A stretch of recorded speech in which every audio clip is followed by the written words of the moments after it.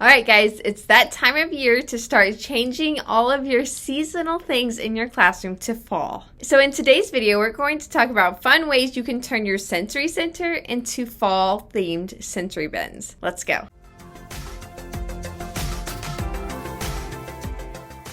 It's so fun to change out your sensory bins in your sensory center and give the kids different things that they can play with throughout the year.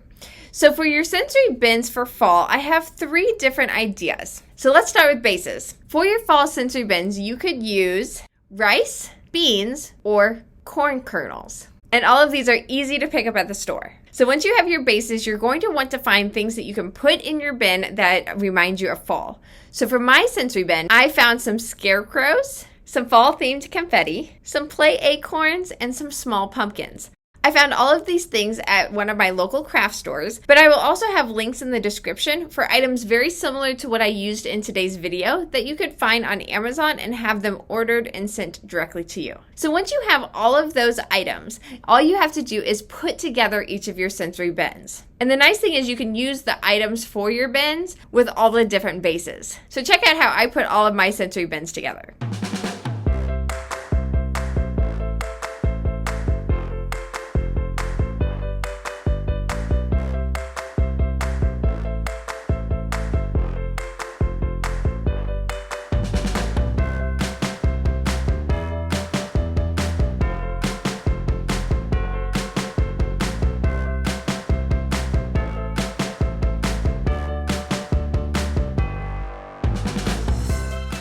Oh, and one thing I forgot to mention before is that I like to put scoops, cups, and even popsicle sticks in my bins so that they can play with those items as well. And I just have a set that I would put in each of my sensory bins no matter what my base or my theme is. If those ideas were helpful to you, don't forget to give this video a like.